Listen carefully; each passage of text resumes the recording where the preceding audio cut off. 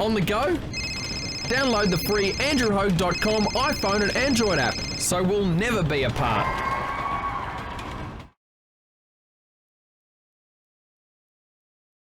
Alrighty, Mr. Matt Took. Hello, Andrew. It's been a long time, sir. Yeah, man. How you doing? Good, how you going?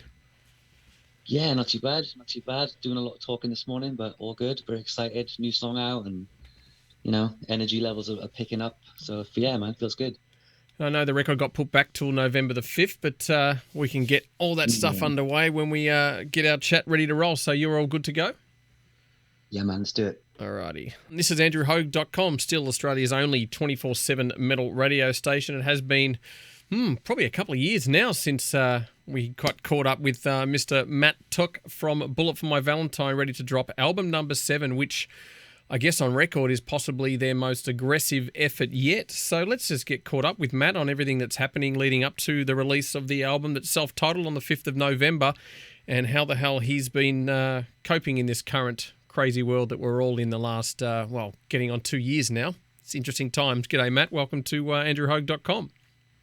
Yeah, what's up, buddy? How you doing, man? I'm doing fine, as we can choose to do fine in these current circumstances, but brand new record coming out. Let's sort of get that underway first, album number 7, and I have read some recent chats with Padge talking about it being the most ferocious record to date, which I can certainly agree with him, and you're sort of sitting on the same agreeance as well? Yeah, man. I think, if people have heard the songs that have come, like Knives, Parasite, Shatter, and, Rainbow Veins has also come out, obviously, today. And, if you've heard those songs, I think it's just no secret and surprise anymore that, yeah, it's definitely the most, ferocious that the band has ever sounded. And that makes us feel good and happy. Yeah, we're chuffed with it, man. Now, I read a quote where you said that you'd kind of been holding back and this just sort of felt like this is the right time to do it. So was there any specific reason to sort of hold back this ferocity? What sort of brought this on? It was nothing that specifically brought it on. It was just kind of after multiple writing sessions in 2019, we were just writing organically and naturally like we always do. We just approach every album cycle as its own moment in time. And after about 6-8 weeks of demoing and writing song after song after song, we just hit upon Knives. And I don't know, man, that would just kind of kick the doors down and, gave us that confidence and that kind of, that happy feeling to get back into the saddle of writing, heavy music again. And the more we wrote, the heavier it got, the more intense it became. And I don't know, man, it was just like a flurry of heavy creativity, and we just wrote it, and here we are. So yeah, it was nothing specific. It's just that was just what was coming out. And it didn't have much to do with our current situation, because that's got a lot of people pissed off, obviously. Because I know some of this stuff was being written around 2019, kind of before it sort of hit. So, did this current times have any sort of influence? They did on a couple of songs after the songs musically were written on a couple of them. Luckily we already found it pre-pandemic where we were going. So that it didn't really influence the direction where this album was going. But obviously living through the pandemic then after starting the process was difficult and frustrating. And yeah, just kind of the only thing I could do then was channel all of that into the music as well. So I think musically it didn't really influence anything, but lyrically there's a few songs in there which kind of, get involved with current times, Now, again, the band's career now, we're hitting 20 years. You're hitting 20 years now. Does it feel like that for the band? Because it goes so damn quickly, and, certain bands still feel like they're sort of just starting to hit their stride, and they've already got sort of, 2 decades under their belt. I mean, look at Gojira. They kind of formed in 96, and it's only really started growing the last 5 years for that group, or maybe a little bit longer. But people sort of forget there's 15 years before that of just sort of, the constant slog and hard work. Does it feel like 20 years worth of work for you? No, not at all, man. It's I don't know where it's gone. But yeah, it's quite frightening that 20 years can go by so quick. I think it's just been such an enjoyable experience doing what we've done. And yeah, we've just kind of ridden the wave as much as possible. And here we are nearly 20 years later going, what happened? Where's it gone, man? But, it is what it is. We're time doesn't stop for anyone, and it's just, I don't know, like you said, like with the Gojira thing, we feel like we're still evolving, we're still getting better, and we feel like we've got 20 years left in us easy. It just, yeah, it doesn't feel like time has happened. It's weird. I mean, does it give you some inspiration in that sense for longevity? Because I constantly hear, especially Lars from Metallica just saying, we haven't written our best record yet, and they're 35 plus years into their career, and just having that energy and that excitement, which is something that could jade you, considering the success that's happened to, like I said, a band like Metallica, when you hear them just saying, we still love creating, and we still want to keep doing this. Does that sort of draw some inspiration to you when you think, damn, it's been 20 years, and some people would think, how many more years you got left in the tank, so to speak, and you hear these guys just going, it's only just beginning, so to speak. Yeah. Yeah, that's how we feel, man. I think the key to that longevity is actually just still being in love with being in a band and writing music and all that side of it. If that's not your passion and your heart and soul, then you're going to throw in the towel regardless of historical successes or money or fame or any of that bullshit. It doesn't really matter. I think the key to longevity is just still being in love with it. And music and being in a band is one of those kind of magical things which it's hard to explain unless you're living it. And it's such a privileged position to be in. And we've worked all our lives, even as kids, we had this dream and this ambition. We worked for 7-8 years, as a young band trying to get a record deal. Then we got a record deal, and now here we are nearly 20 years later, and it still feels like that comment you said with Lars, it still feels like the best is yet to come. We're still discovering things about ourselves as musicians, as a band, and the fire is still there, man. So I think that's the key to it all. It's just kind of the passion for creating music. Well, take us through that passion. How does it work when you guys are in the studio? You're having a laugh. You're just enjoying what you're doing. Because again, we all know that there's a business aspect to it that's rather serious. But to keep that stuff or that energy and that passion alive away from the business, because again, that can completely destroy one's drive, because it's such a ruthless industry. And how do you guys sort of keep it in check, especially the sort of, long staying members like you and Michael? So, just to sort of go, okay, we're this far in, this is great. And how do you sort of just keep aligned with that passion and try and shield yourself from the, I guess we shall say, the realities of the shitty music industry that can completely, like I said, has destroyed a lot of people's passion to be in bands, because we hear so many bad stories and experiences. Yeah, I think it's just getting in that room, plugging in the guitar, and then before you know it, you're creating. You'll walk into a studio one day with nothing, and like 10, 12 hours later, you can walk out with an amazing song which you created. I think for me, that's the most exciting part about being the band, even more than the live shows. For me, it's about the creation of it. It's a really hard thing to describe unless you've done it. You create something, and it just fills you with joy, and and it comes from you, and no one else can take that away from you. It's such an individual feeling and experience to do that. And then obviously being in the fortunate position where it's my profession, I know that then that in a year's time, the world is going to hear this song, and it's going to touch people in a way that I don't expect, and it's going to have an impact on their lives. And it's just this whole kind of experience of creating something which is going to make an impact. And it's so, but for us, that's kind of what keeps us going. We don't really kind of worry about the business side. That just takes care of itself. That's not our concern. Our job is to kind of get together, create music, be in a band, perform live music, and just try and have fun. There are moments where things get rocky if there's creative differences and stuff like that. But that's cool. You need that friction to bounce off each other a lot of time. And so for us, we just kind of try and just hold on to the things that made us want to do it in the first place. And all that is being in a band with your mates and creating music. It's as simple as that for us.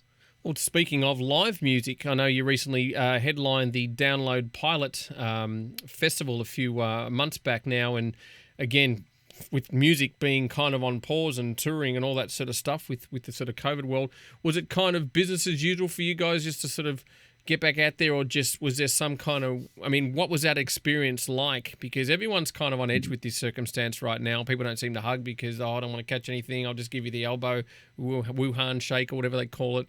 So there's a lot more, I guess, paranoia floating around amongst people's psychologies because this has really affected a lot of people. So was it sort of just, we're back at Donington or download, so to speak, just business as usual, or did it have a weird sort of feeling when you turned up to the grounds and sort of get back, I guess, get back on the horse? No, there was no weirdness at all. I mean, if people felt uncomfortable or unsure about it, then they wouldn't have been there in the first place. The whole thing was set up where negative tests had to be provided, uploaded to NHS website, all this it was done in a COVID secure way, as securely and as safely as it could have been, and I think after you kind of did all of that side of it and you get on site, it just felt like business as usual. It was great, energy levels was high, hearing the sound of a PA raging, 10,000 metalheads screaming their head back, while standing backstage ready to go on. It was good, man. It was a moment which everybody needed. It was a moment that the live music industry needed. So to be asked to do it was just an honor. We were happy to do it. It wasn't even a question. And it was one of those shows where we haven't felt nerves like it for years. And I don't think it was because of the performance part of it. I think it was just because we knew that the event, the live music industry, especially here in the UK, was dependent on this festival going well. So it just felt like we were part of something pretty special, and obviously we'd worked all our lives to, have that kind of, I don't know, headline of we just headlined Donington. That's phenomenal. It can't put it into words really. Mm-hmm. Yeah. And the vibe was great, man. Like, you could just tell that the people standing in front of us were just, overcome with emotion, with joy, with happy, it was just, it's a heavy metal music festival, so it's full of gnarly bands and but just the sense of unity and love and joy in the crowd and backstage was something I've never experienced before at a festival. It was just an amazing thing, man.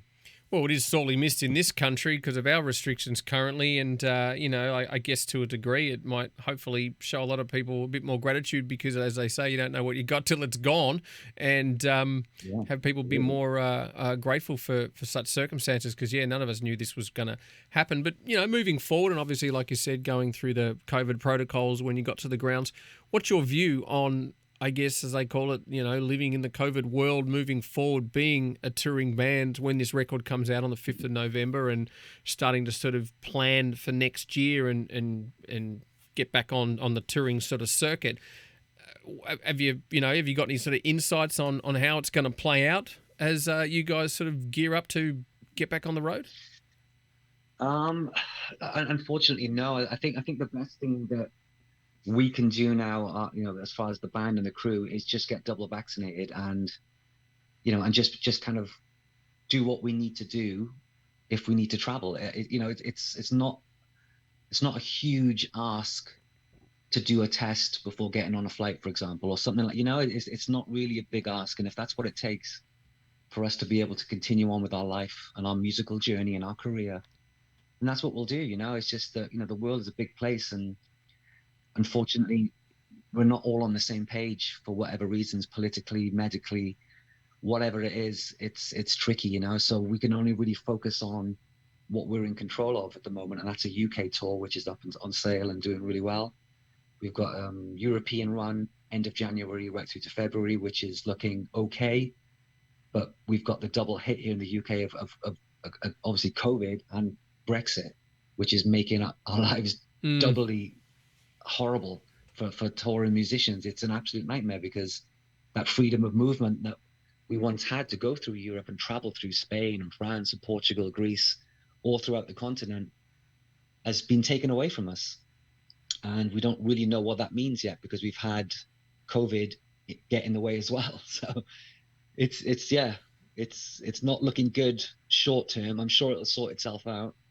But all we can do at the minute is really just focus on what's directly in front of us rather than too far in the future, because there's just so many hurdles right now. It's not worth stressing ourselves out about, and we'll just let management and promoters and agents globally try and work it out between them on how we can make this work. Yeah, because like I said, that's the hardest thing being in a band, especially at your level, having to plan so far ahead and then, like I said, leave the stress to the management and the booking agents and the promoters because, there's been so many false starts here in Australia with a lot of tours being announced and then being cancelled and being rescheduled and then being cancelled again. It's like, yeah, like I said, it's so difficult to see how far ahead you can move without trying to get some certainty. So, well, like I said, I wish you all the best for that, Matt, moving forward, and hopefully when that may be, we don't know yet, to have the band back in Australia because you've got a very solid fan base in this country. So we can get you to choose your favourite track from the up-and-coming self-titled record out on the 5th of November, and also just for old time's sake, one of your favourite tracks from the back catalogue. Oh, cool, man. All right.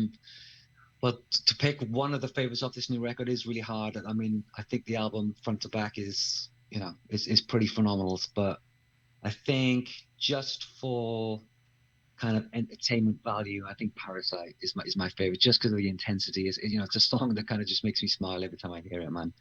And Something from the Past, I think we should just go with the old big one, and Tears Don't Fall. I think that kind of is a big statement song for us and means a lot to us. Alrighty, well, again, it's great to have you back on the station, and wish you the best, and just be safe and do your best. Yeah, man. Likewise, dude. Stay safe, and hopefully maybe next year we can come and see you guys and do what we do. Absolutely. Let's check out some Bullet for My Valentine right here on andrewhogue.com. Thanks, Matt. Cheers, man.